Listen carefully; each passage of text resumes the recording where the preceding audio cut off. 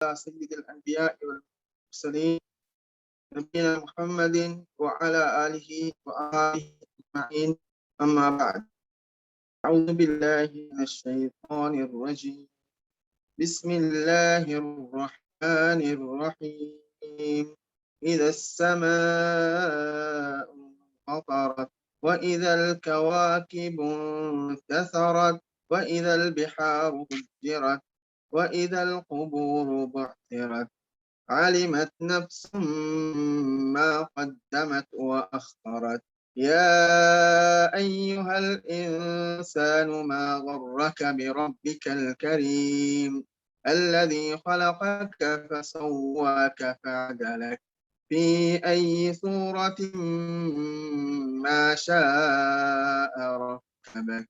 كلا بل تكذبون بالدين وإن عليكم لحافظين كراما كاتبين يعلمون ما تفعلون. மதிப்பிற்குரிய இஸ்லாமிய சகோதரர்களே, சூரா அல் இன்ஃபிதார் இதை நாங்கள் தொடங்கி பார்த்தோம்.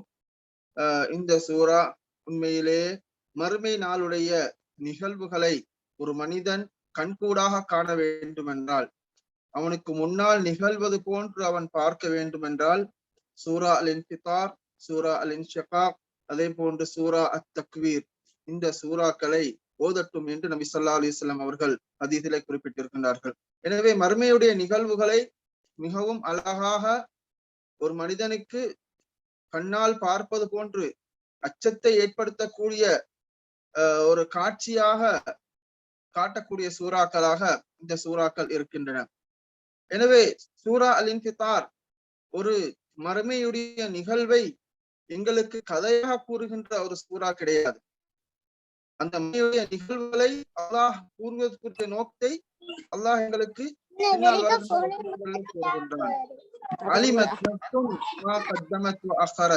இந்த நிகழ்வுகள் நடைபெறுமாக இருந்தால், நடைபெறுகின்ற போது அவன் என்ன அறிந்து கொள்வான், அவனுடைய நிலை எவ்வாறு இருக்கும் என்பதை அல்லாஹ் இதை கூறிவிட்டு எங்களுக்கு ஒரு படிப்பினையாக கூறுவதை பார்க்கின்றோம். சூரா அல் இன்ஃபிதார், இந்த சூறாக்கள் அதனுடைய முதலில் அல்லாஹ் தஆலா மறுமையுடைய நிகழ்வை கூறிவிட்டு ஒரு மனிதன் இந்த நிகழ்வுகளை அவன் அறிவதன் மூலமாக அவன் படிப்பினை பெற வேண்டும், அவனுடைய வாழ்க்கையை அவன் சீர் செய்து கொள்ள வேண்டும். இந்த நிகழ்வுகள் எல்லாம் நடக்கின்ற நேரத்திலே அவனால் ஒன்றுமே செய்ய முடியாது. அவன் நல்லதை முற்படுத்தியிருக்க வேண்டும், தீயதை அவன் பிற்படுத்தி விட்டு அவனுடைய வாழ்க்கையை அவன் நாசத்திலே போட்டுக்கொள்ள கூடாது என்கின்ற விடயங்களை கூறக்கூடியதாக இந்த சூறாக்கள் இருக்கின்றன. எனவே அலிமத் நஃப்சுன் என்று சொல்லுகின்ற நேரத்திலே அது எல்லா மனிதர்களையும் குறிக்கக்கூடியதாக இருக்கின்றது. ஒவ்வொரு ஆத்மாவும், அது மனிதனாக இருக்கட்டும் அல்லது ஜின்னாக இருக்கட்டும், அலிமத் நஃப்சுன் மா கத்தமத் வ அஹ்கரத், அந்த ஆத்மா அவன் முற்படுத்தியதையும் அவன் பிற்படுத்தியதையும் அறிந்து கொள்ளும் என்று அல்லாஹு தஆலா குறிப்பிடுகின்றான்.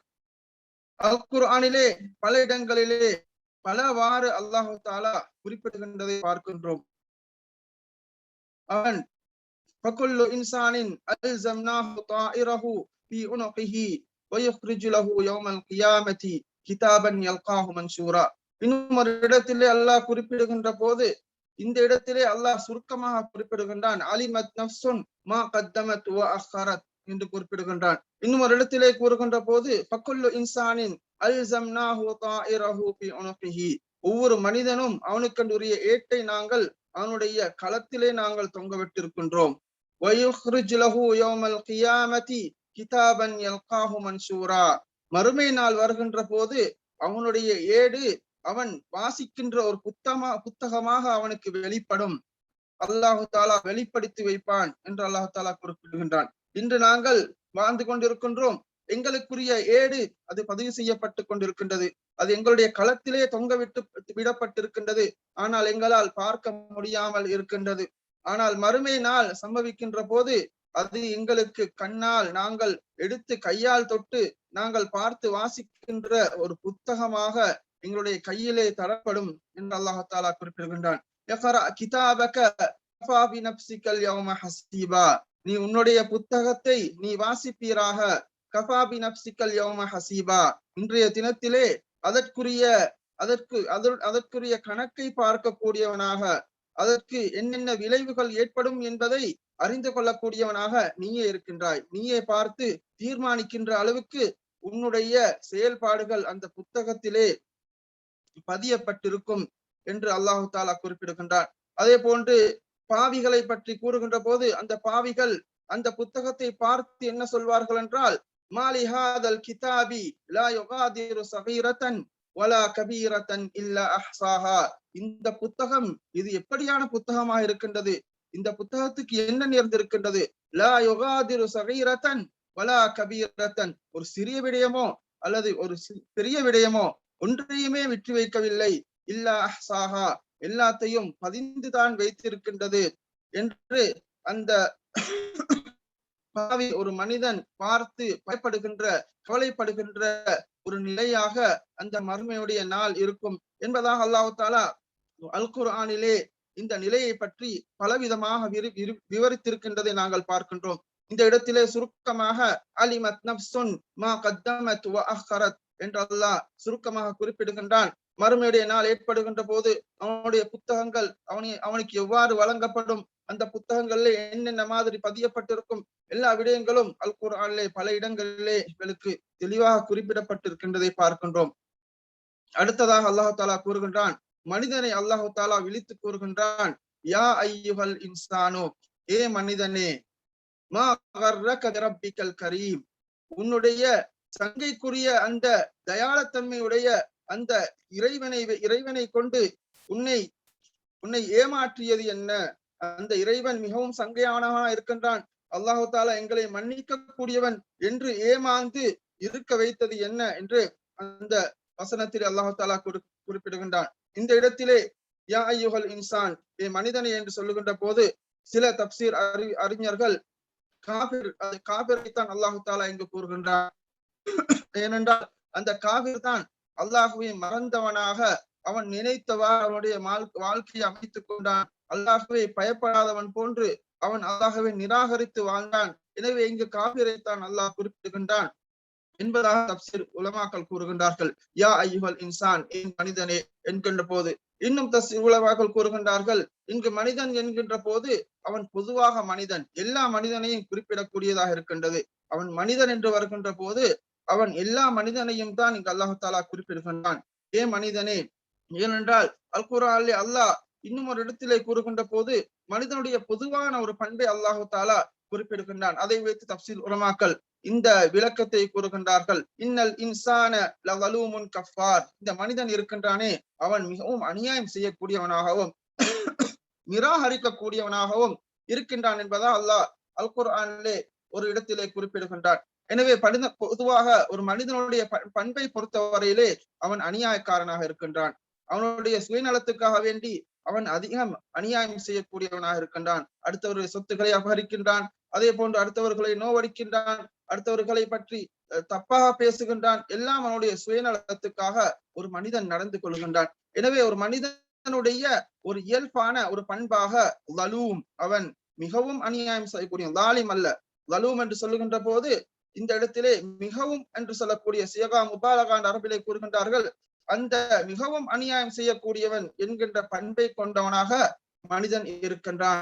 கஃபார், அதே போன்று நிராகரிக்கக்கூடியவனாக இருக்கின்றான்.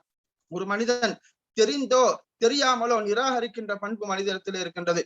அவனுக்கு அல்லாஹ் கொடுத்திருக்கின்ற அந்த நிஅமத்துகளை மறந்தவனாக, அதற்கு நன்றி கூறாமல் அவன் மறுத்திருப்பது. அதே போன்று ஒரு பெண்களுடைய பண்புகளை பற்றி நபி ஸல்லல்லாஹு அலைஹி வஸல்லம் அவர்கள் கூறுகின்றார்கள், குஃபானுல் அஷீர் என்று சொல்லக்கூடிய பண்பு பெண்களிடத்திலே இருப்பதன் காரணமாகத்தான் பெண்கள் அதிகமாக நரகத்திலே இருக்கின்றார்கள் என்று நபி அவர்கள் ஹதீஸிலே குறிப்பிட்டிருக்கின்றதை பார்க்கின்றோம். எனவே நிராகரிப்பு என்பது ஒரு நிஅமத்தை, ஒரு மனிதன் செய்த நல்ல காரியத்தை, ஒரு மனிதன் செய்த உதவியை, ஒரு மனிதன் செய்த உபகாரத்தை மறுக்கின்ற நிராகரிக்கின்ற பண்பு மனிதத்திலே இருக்கின்றது. அதே போன்று அவனுடைய ரப்பு அவனுக்கு செய்த அதிகமான நிஅமத்துகளை நிராகரிக்கக்கூடிய, புறக்கணிக்கக்கூடிய ஒரு பண்பு மனிதத்திலே இருக்கின்றதன் காரணமாக இன்னல் இன்சான லஸலூமுன் கஃபார், இந்த மனிதன் இருக்கின்றானே அவன் மிகவும் அநியாயம் செய்கின்றவனாகவும் அதே போன்று அதிகம் நிராகரிக்கின்றவனாகவும் இருக்கின்றான் என்கின்ற இந்த அல் குர்ஆன் வசனத்தை வைத்து யா ஐயுஹல் இன்சான்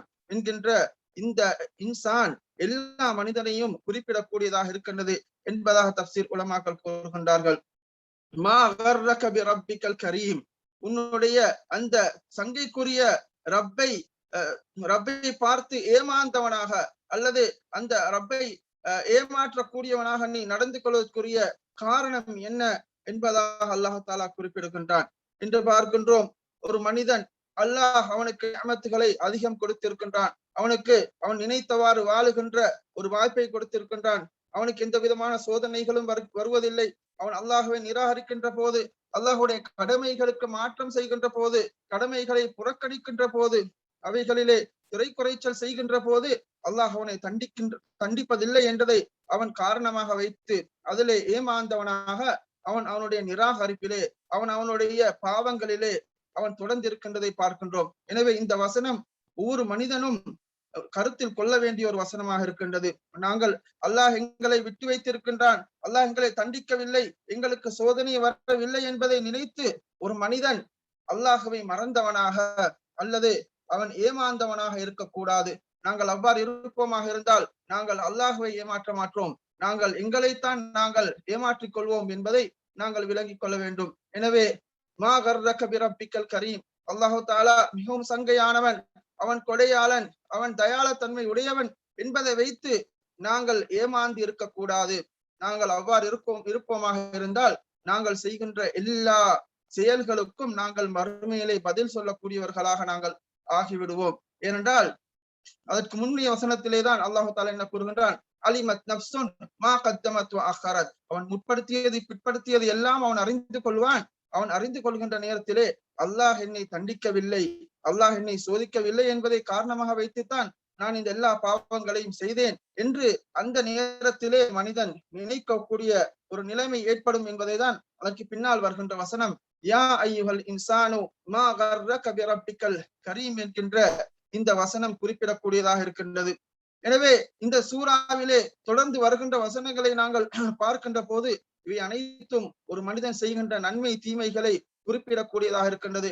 அவன் செய்கின்ற ஒவ்வொரு பாவங்களையும் அதே போன்ற ஒவ்வொரு செயற்களையும் அவன் நினைவு கொள்ள வேண்டும், அவைகளிலே கரிசனை காட்ட வேண்டும், அதிலிருந்து தௌபா செய்து கொள்ள வேண்டும், அதிலிருந்து விடுபட வேண்டும். இல்லாவிட்டால் அவை அனைத்துக்கும் மறுமை நாளிலே அவன் பதில் சொல்ல வேண்டிய நிலைமை ஏற்படும் என்பதை நாங்கள் இந்த வசனங்களிலே காண முடியுமாக இருக்கின்றது. மா கர்ரக பி ரப்பிக்கல் கரீம், உன்னுடைய சங்கைக்குரிய அந்த ரப்பை வைத்து உன்னை ஏமாற்றியது என்ன?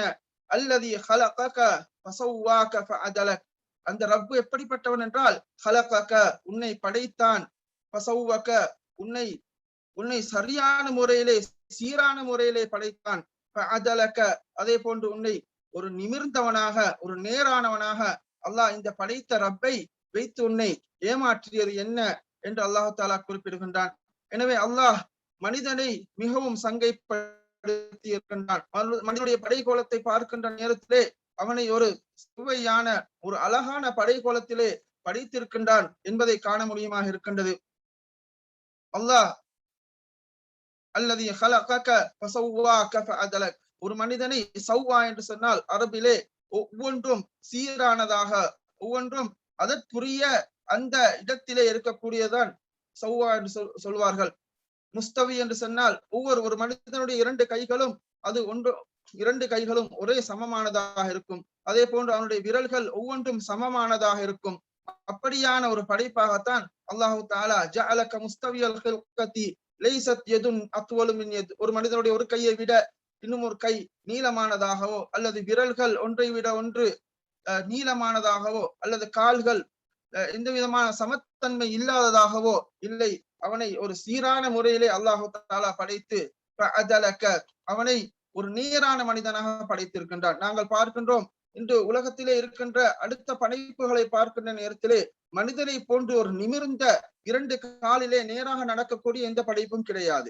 நாங்கள் குரங்கை எடுத்தாலும் கூட மனிதனை போன்று நிமிர்ந்து நடக்கக்கூடியதாக அந்த மனித குரங்கு கொரில்லா என்று சொல்லக்கூடியது அது இல்லை. ஒரு மனிதன் தான் அதலக்க ஒரு முஅத்ததிலல் காமா, அவன் ஒரு நிமிர்ந்த ஒரு நேரான ஒரு படைப்பாக இருக்கக்கூடியவன் அந்த மனிதன் மாத்திரம்தான். எனவே அல்லாஹ் மனிதனுக்கென்று ஒரு கொடுத்த சிறப்பம்சம்தான் அதலக்க, உன்னை நேரானவனாக அல்லாஹு தாலா உன்னை படைத்தான். அப்படியான அந்த ரப்புக்கு மாறு செய்யக்கூடியவனாக, அந்த ரப்பை பார்த்து அவனுடைய கண்ணியத்தன்மையை பார்த்து ஏமாறக்கூடியவன மனிதனாக உன்னை மாற்றியது என்ன என்று அல்லாஹு தாலா குறிப்பிடுகின்றான். எனவே மனிதனுடைய படைகோலத்தை பற்றி அல்லாஹு தாலா மிகவும் தெளிவாக இங்கு கூறி அல்லாஹ் மனிதனை சிந்திக்க வைக்கக்கூடிய ஒரு வசனமாக இந்த வசனம் இருக்கின்றது.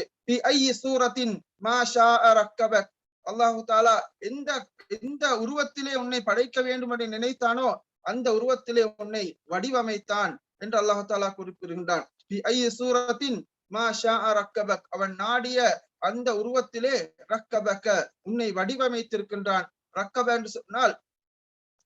என்று சொன்னால் ஒவ்வொன்றாக ஒவ்வொரு உறுப்பையும் மிகவும் நேர்த்தியாக வடிவமைப்பதைத்தான் ரக்கப என்று சொல்லப்படுகின்றது. எனவே அல்லாஹு தாலா நினைத்த வடிவத்திலே ஒரு மனிதனை வடிவமைத்திருக்கின்றான். எனவே மனிதர்களுடைய படை கோலங்களை நாங்கள் பார்க்கின்ற போது மனிதர்களுடைய நிறங்களிலே மனிதர்கள் வித்தியாசப்படுகின்றார்கள். அதே போன்று மனிதர்களிலே உயர்ந்தவர்கள் இருக்கின்றார்கள், அதே போன்று நடுத்தரமானவர்களா இருக்கின்றார்கள், அதே போன்று கட்டையானவர்களா இருக்கின்றார்கள். எல்லோருடைய அந்த ஒவ்வொருவருக்கும் உரிய பிரகாரம் அல்லாஹு தாலா அவருக்கென்று ஒரு தோற்றத்தை வழங்கி இருக்கின்றதை பார்க்கின்றோம். எனவே அல்லாஹு தாலா ஒரு மனிதனை எந்த தோற்றத்திலே அல்லாஹ் படைக்கின்றானோ அது அந்த மனிதனுக்கு பொருத்தமானதாக, அது அழகானதாகத்தான் இருக்கின்றது. அதை கொண்டு ஒரு மனிதன் திருப்தி கொள்ள வேண்டும் என்பதையும் நாங்கள் விளங்கிக் கொள்ள வேண்டும். எனவே அல்லாஹ் நாடிய ஒரு உருவத்திலே அல்லாஹு தாலா அந்த மனிதனை படைத்திருக்கின்றான் என்பதாக குறிப்பிடுகின்றான். எனவே அல்லாஹு தாலா ஒரு மனிதனுக்கு வழங்கி இருக்கின்ற ஒரு சிறந்த நியமத்தை காட்டி அந்த சிறந்த நியமத்தை குறிப்பிட்டு விட்டு அல்லாஹ் மனிதனிடத்திலே கேட்கின்றான், ஏன் நீ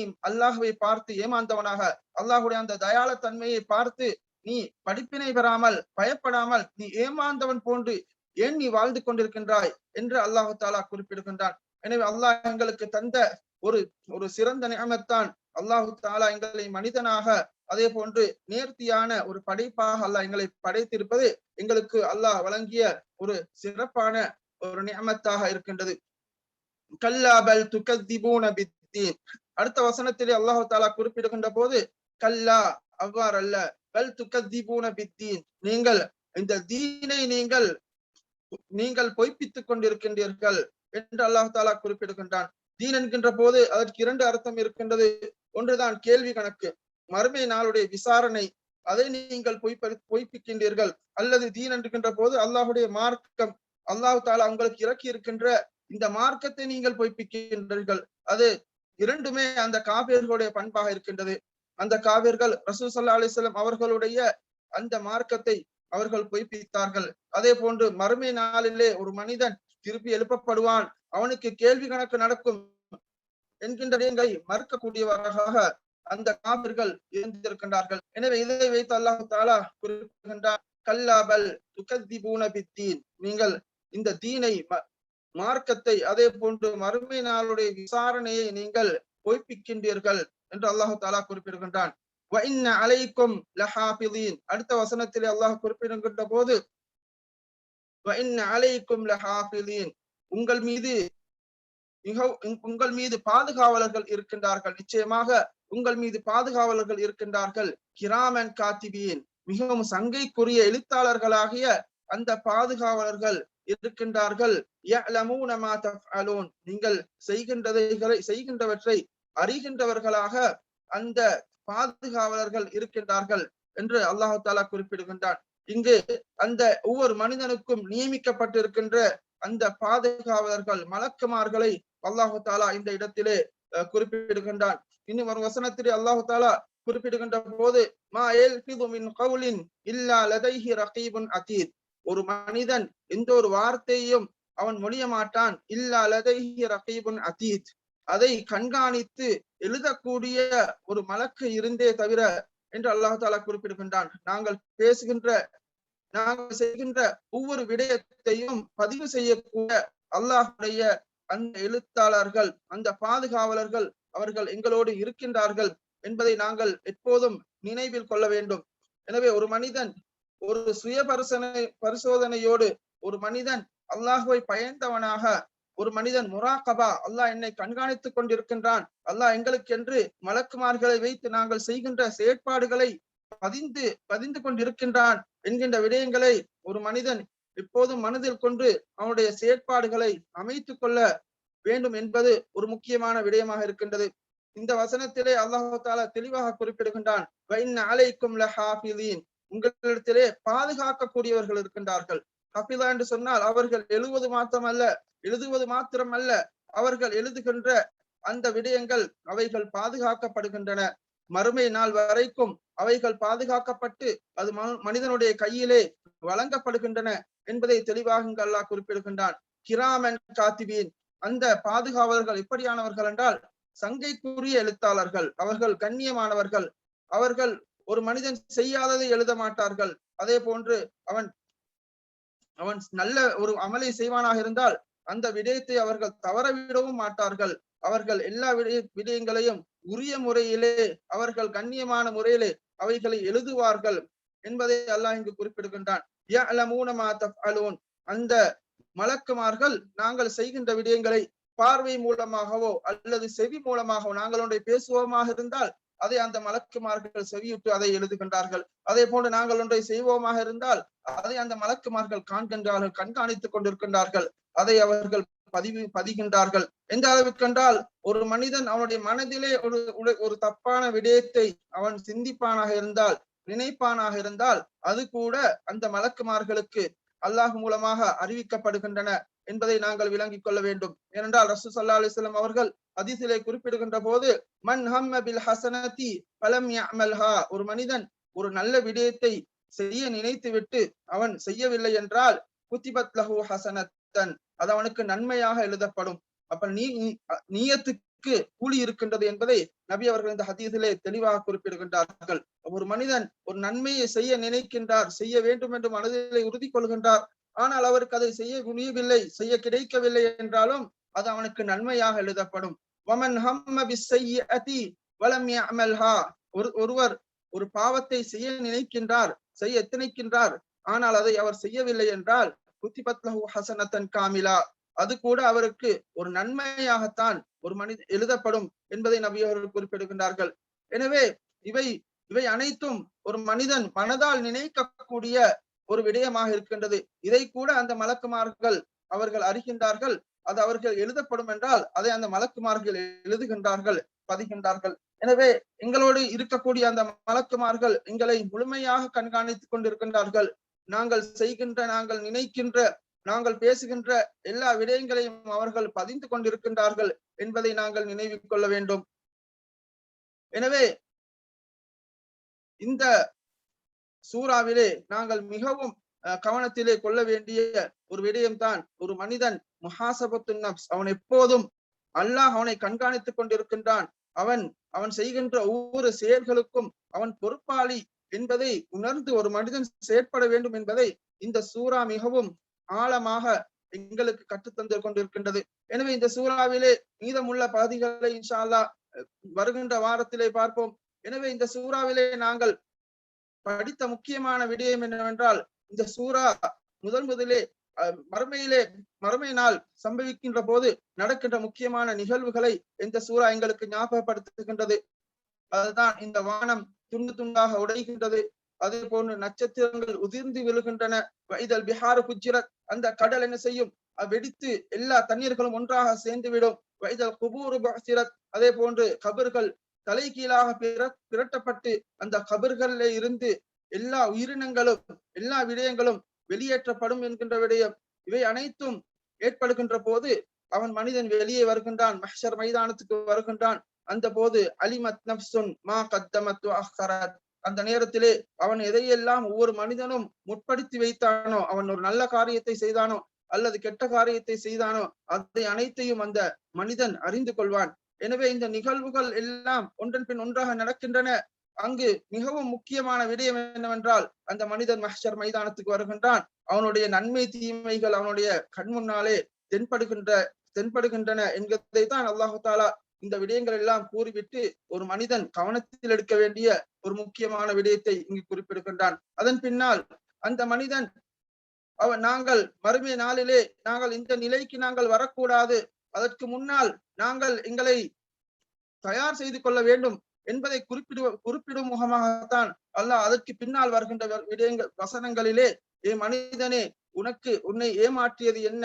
உன்னை அல்லாஹு தாலா இவ்வளவு அழகாக படித்தான், அவனுக்கு ஏன் நீ மாறு செய்கின்றாய் என்று அல்லாஹ் அந்த மனிதனை சிந்திக்க வைக்கும் முகமாக இந்த வசனங்களை குறிப்பிடுகின்றதை பார்க்கின்றோம். அடுத்ததாக மலக்குமார்கள் எங்களுடைய செயற்பாடுகளை பதிந்து கொண்டிருக்கின்றார்கள்.